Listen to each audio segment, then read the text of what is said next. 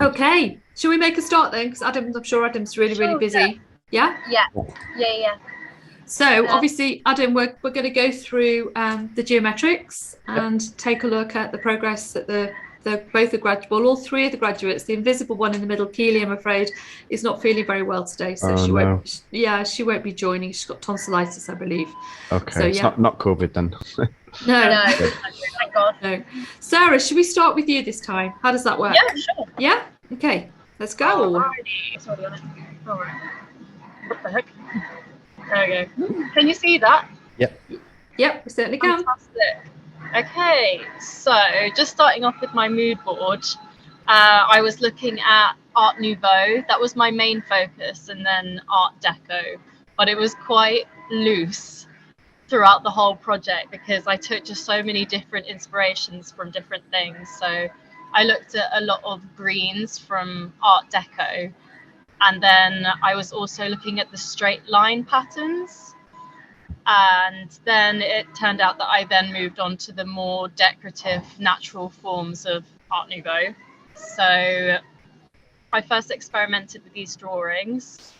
So I used Adobe Capture to manipulate some motifs. So I knew I wanted one straight line pattern. So that's where on the left there's the circle and the straight lines. And then I made a little motif of the more curved and decorative Art Nouveau lines. And I came up with these two initial patterns. And I was sticking with a more classic color palette, but I wanted a bit of yellow in there, a little bit of kind of a golden touch to it. And then for my next pattern, I had come across, I have this favorite book from the Vienna Succession movement, and it had drawings from the 1920s and 1910s to 20s, and I came across this really amazing book cover that had butterfly wings. And I knew I wanted for my third pattern to use curves and more decorative geometrics, maybe not so structured as my last two. And from that, I kept the golds that I had taken in and started experimenting with different colorways. And I printed on silk, and it just so happened that the colors just changed so much. It looked very green. And from there, I took a green color for the silk. And from that, I kind of wanted silk pajamas. So that was my end product that I wanted from that particular print, which was for fashion. And going on to more developing into that pattern and experimenting with more I think it was zincography illustration at the very beginning. It brought this muted color in. So my palette extended further because I wanted to create a bit more of a modern twist in it as well, because I think I could have just kept the palette quite small, but I had seen all these amazing color palettes from Casablanca that I thought gave a really nice twist on some very bold patterns. And for these prints, I particularly had seen or wanted them to be on furnishings like furniture and cushions and maybe an art mural. I'm not too happy with that, but and then I went into the more luxury hotel idea, and I'm currently making a room divider as one of my end products. So this is in the works at the moment. I've just painted the frame, and I'm going to make perspex windows. So it's very rough at the moment, but that's kind of going to be for the end exhibition. And to finish off, I've got a few like a gown that I thought would be more in the luxury market, and some wallpapers. So there's a lot of colors and a lot of things going on, but that's what I've got. They look fantastic. Yeah, they really do. Well done, Sarah. Really good. Over to you, Adam. Yeah, this is, I mean, I said in the last session, I really like geometrics. So straight away, these are really fab. So this pattern for me gives me real sort of Rennie McIntosh vibes. Yeah. Which I don't know if you did, if you researched that as a part of Yeah. your research board. Yes. Very Glasgow style, which is obviously the Rennie McIntosh and the rest of the four. It was their take on Art Nouveau in the 1890s. Really distinctive sort of look to it. This is this was the one you used Adobe Capture for, is that right? Yeah. So that was from So, a few circles and lines. Yeah, really sort of easy step and repeat type thing. A simple tool really, but this kind of pattern lends itself really well to being sort of repeated out in that way. Yeah. I really like this. I think it's clever. And it could be so many different things. It could be fashion, and it could be, it could be stained glass, it could be panels, it could be wallpaper, it could be linen fabric, depending on the scale. I think all of these patterns have got complete versatility. You could any of them could be used for anything, like literally. I like your visualizations where you've put someone. You said you weren't so keen on the panels. Yeah. Do you want to flip back through those, Sarah? Yeah, if you could. I think I've lost my my window. Give me a second. I can still see it if that helps. Great. Okay. Yeah. So. Yeah. That's gorgeous. Yeah. So I think they're fantastic. And what's really nice about all of these is you've obviously listened to what I said in the last session about scale, because the scale looks very deliberate here. It looks like you've deliberately scaled that butterfly wing book cover print to the panel size, and then your geometric medallion on the right you've deliberately scaled for the bed covers, and then the cushion is the butterfly print again, but magnified massive, which is just a really, really, what I would have done there though, if you're going to do that, if you're going to be as bold as that with scale, you could have gone as bold as that with color. So that could have just been a mega sort of pop of color on there, because that print is just so special. It's simple, it's bold, and it's really graphic, but it's sort of hand-drawn quality has given it a real sort of, it looks like a real sort of artisan piece of art. And it could have been, you could have exaggerated that even further by putting a crazy color in that, maybe the accent, even if it was just the peach accent color in that medallion print. Or you could have gone the whole hog and put it in the pink, or put it in the blue, and just made it a real sort of feature. But I think they're great. I think the scale has been considered. I think that the actual patterns themselves are really nicely seen. I think this butterfly print is pushing the edge of geometric, which I think is what's really nice. It's still a geometric. It clearly hits your geometric brief, but if you looked at that, you wouldn't say, "Oh, that's a geometric print." You'd say it was an Art Nouveau or a sort of a Glasgow style Rennie McIntosh type print. So I think they're fab. I think for me, the one thing that I think is missing is a bit of some texture. Yeah. So obviously when you print it on cloth, you get that lovely cloth texture throughout your prints. But if can we flip back to that very first mood board that you did, Sarah? I'm doing that, Yeah, so what's really lovely about some of these, and what really makes them stand out, is the four Zophany in the middle. Yeah. You've got the very geometric sort of rectangles and semicircles, and then you've got the more sort of art deco style swirly print. And what's nice about them is they've got movement. Yeah, they've got a bit of movement in them, which gives them a bit more energy and a bit more depth. So you're taking that graphic shape and then you're putting something through it that actually makes it look worn and almost like a piece of art in itself.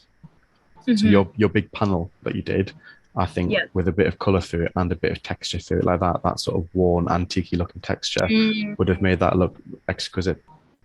Yeah, that'll definitely be something I'll look into next for sure. Yeah, I mean, you can do textures really easily. You can just get pieces of big pieces of paper, cloth, any surface, and just do really interesting things on it with paint. even you can take rubbings of things, put a piece of paper down on top of an interesting surface and do a rubbing. Take a photograph of, I'm sure there's plenty sort of rundown, the best place for this is industrial estates, because you find really, really sort of knackered old buildings with rusty doors and crumbling walls, and you can take pictures and put that picture into repeating. That becomes a texture, and you can put that texture through your shapes and through your motifs to give you more interest. That's interesting. Interesting you say that, Adam, because the next brief is to be inspired by architecture. Oh, fantastic. Yeah. Decorative details, textures and surfaces. Did you write this brief for me, Debbie? I did. It's just everything that I'm really into. No, that sounds great. Yeah, can I have a go too, please? I'll do some mood boards. No, these are lovely, Sarah. I had one other tiny technical thing on your butterfly print. It was the image that when it was in blue and gold. That one on the left. It's just to be careful when you've got such an all over pattern like that. There's a very slight vertical run in it. Yeah. And you can see, and it depends on where you look at it. It's either the yellow line, so the outline creating a run, or if you sort of squint or step back. And this would entirely depend on what scale you printed this at, as to what people would perceive. Sometimes it's made up by the actual blue, the two blues together. So there's like a chunk of blues then framed by the yellow, and what you end up with is stripes. So it's just to be mindful. You could really easily rectify that by literally those straight yellow lines. You could just curve some of them off to point in different directions, or take the shape. You've got a very clear repeat there. You could take that shape and just take it out into the next one, and it would just break up that horizontal line. But that, if that was very large scale on your panels, for example, you'd never see it, because you printed it at a smaller scale and it's gone on fabric. You do see it on pajamas. You're not going to see it because you're wearing it and it's 3D and it's around somebody. You're never going to see it. But if that was going to be curtains or wallpaper, it would be too obvious, and that would need an amend. But that's just a little technical thing. The pattern's still really beautiful. Great. Thank you. I'll take that forward. So for my geometric project, I started looking at precious stones, rocks and geodes. And I kind of first came up with the inspiration because at Focus 21, when we went to a trip in London, there was this big wall hanging. You can kind of see it on the top right hand side. These pieces of rocks hanging from the ceiling. And then I also was doing some trend research and seeing on Pattern Bank and a few other trend forecasting sites that precious stones and things were going to be a thing for spring summer 2022. So I decided to look at nightwear, swimwear and accessories for women's wear. And these on the left hand side, you can see the fabrics I was going to look at. So for the pajamas, a satin silk look, so they're lightweight for summer, and the same with obviously the swimwear, summer anyway. So I started by doing some ink drawings, looking at the layers of the rocks and the stones and the outlines of them, which I did really like, but I kind of was struggling when I was putting them into patterns to try and keep them to the geometric brief. So I think I'll still work with those in other patterns later on, but then I decided to look at more of the angular shapes and the linear side of it and the jagged rocks and things, more of the details. And obviously these are just the original ones, and then I went into Photoshop and I cleaned them up and obviously used Illustrator to pull them out as individual vectors to play around with. So then that's blurry. So then this was the collection I came up with. So I had 3 prints in 2 different colorways for each one. So they're all quite simple, but they're all quite bold and angular. And then, so these are just some mock-ups showing the scale and the patterns I just choose for each garment.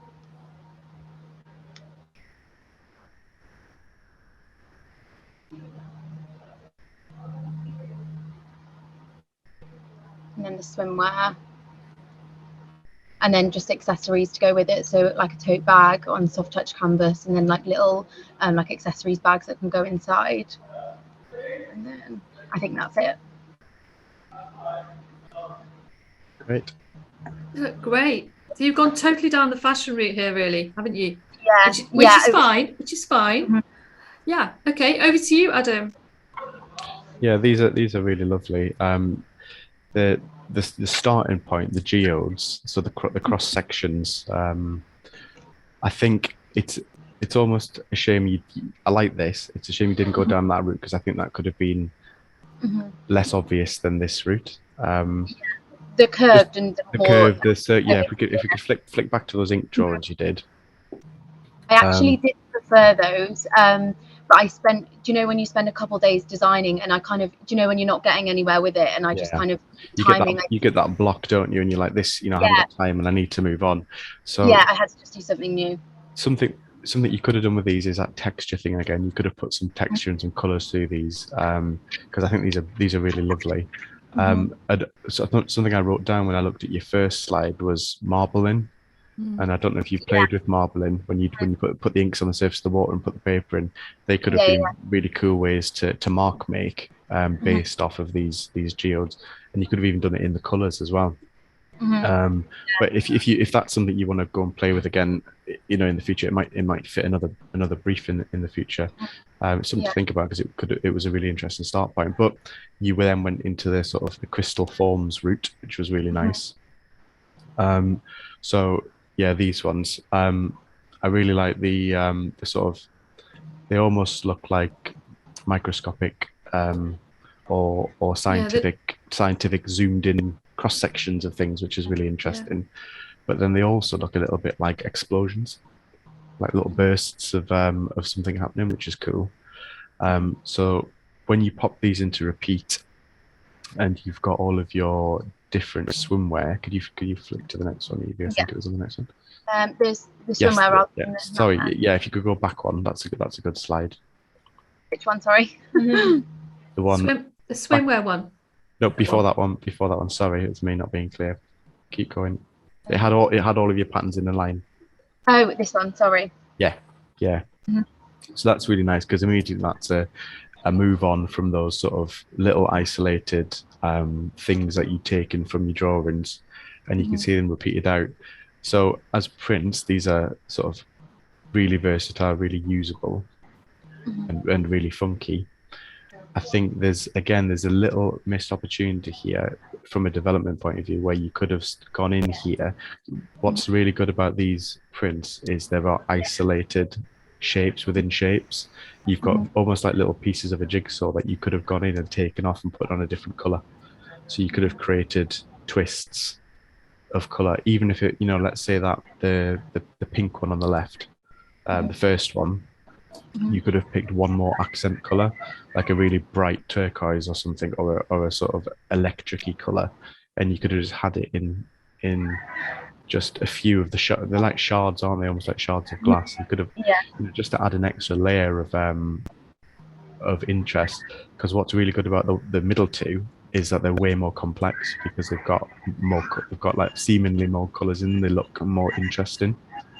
So the pattern's really cool, but I think color placing, you could have maybe added some extra colors in there. But looking at the far left and the far right, they're very similar, but the one on the far right looks like it's been fragmented again, so it's like fragments within fragments, which is nice because it's added another layer of interest. So then within that, you could have then picked some off and put them on. I'm thinking about it from a color separation point of view. You would have color separated this into its sort of tealy green, very pale pink, and then maybe another super bright turquoise or something in there, just to add another level of interest. But the patterns themselves are really cool. They're sort of really usable and funky. Scale. Looking at, obviously you've had fashion in your head for this, so they work really well for that. These could have gone, again, you could have gone massive with, especially with the ones on the left and right, the ones that look like glass shards. You could have gone huge on one of those, and maybe not for fashion, stuck it on a panel or on a wall. There's a really nice print by Harlequin called Sumi. I don't know if you've seen it, and it's a really big, bold brush mark, but in a sort of fractured glass arrangement, but it's huge, and the stripes are sort of like this thick, and it goes across the wall, and it almost looks like graffiti. It's really sort of impactful because of the scale of it. So something like this, maybe blown up really big would have been really cool.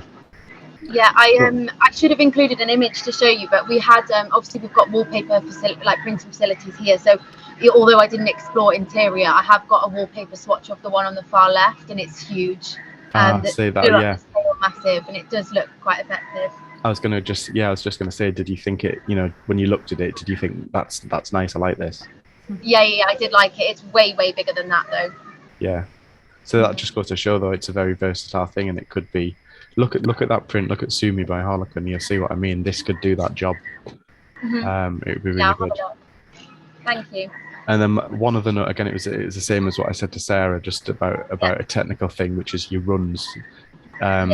It's not so apparent on these images, but there was a one where the blue one was on a swimsuit, and it's just something about, I think it's probably scale. Yeah, it's just when you look at it on her body, you can actually see the runs there. Yeah. And again, that's really easily fixed. Yeah, I can see where the run's happening, so you could just change a shape, make it point out in a different direction. What ends up happening with repeats is you do your main work. So you draw your motif, and then when you're putting it in repeat, you fill the gaps, and you can always tell where you fill the gaps because you've tried to squash things in. So don't be afraid when you put something into repeat to fill the gap with something big and remove something out of your main drawing. That's good. If you have your elements, your motif, and then you're filling in the edges, sacrifice a bit of the main drawing or the main work with a fill-in piece, so it doesn't look like you've just tried to squeeze it in the gap. Make it look natural. Make it look like it was there all along, and the things around it have had to move to accommodate it.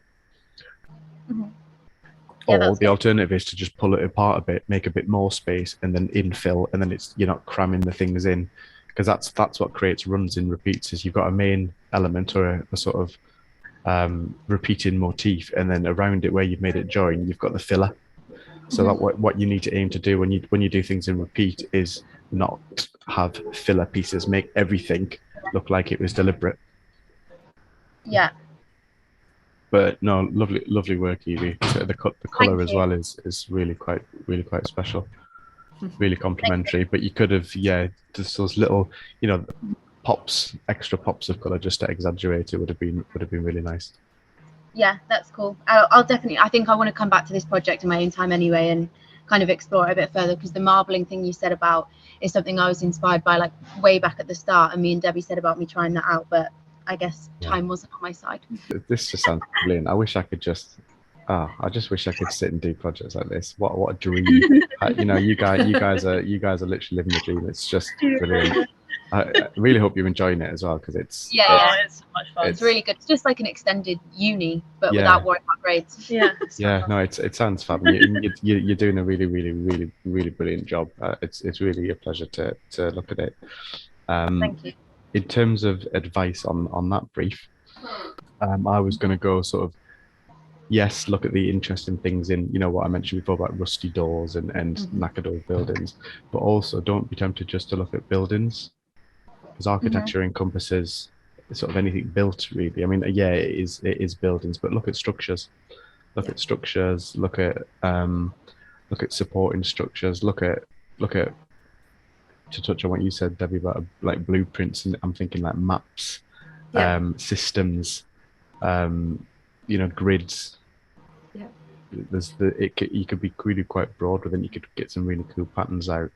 I had a screensaver on my phone years ago that I was at a show in London, and it was like a sunset, and there was a big electricity pylon, and I just took a picture of it on my phone, and it was like silhouetted against the sky. It was just such an amazing color, and I just quickly put it into sort of like a really easy mirror repeat thing, and it was my phone background for years, just because it was so cool. And I was, that's what a really lovely print that would be. And I never did anything with it; it just stayed on my phone background until I got bored of it. But it could have been a really cool print. So be inspired by. I don't think just by buildings. I think look at structures in general. Look at anything that's man-made that comes up out of the ground. I think go to the extreme with it. I've opened the briefs for their own interpretation as well, so they can create whatever kind of assets that they want. But we've also said past, present, and future, so they can go, really old, modern, contemporary, or synthetic and futuristic. So got a really wide gamut to play with there. Yeah. And I think at this point you've learnt so much, and extended your university education, that you're really familiar with where you're going to try to get to. And I think you should should whiz through this one and have much more confidence and much more fun, I think. Yeah, no, I'm excited. Yeah, and that was all really good advice. Thank you, Adam. Yeah. No, you're very welcome. Great. It sounds like a really good brief. And just one more little thing, what you said there, Debbie, about looking at the old and the new. There's an opportunity for juxtaposition there. You know what I mentioned about that picture that I took about a pylon against a sky. You got natural backdrop with a man-made structure.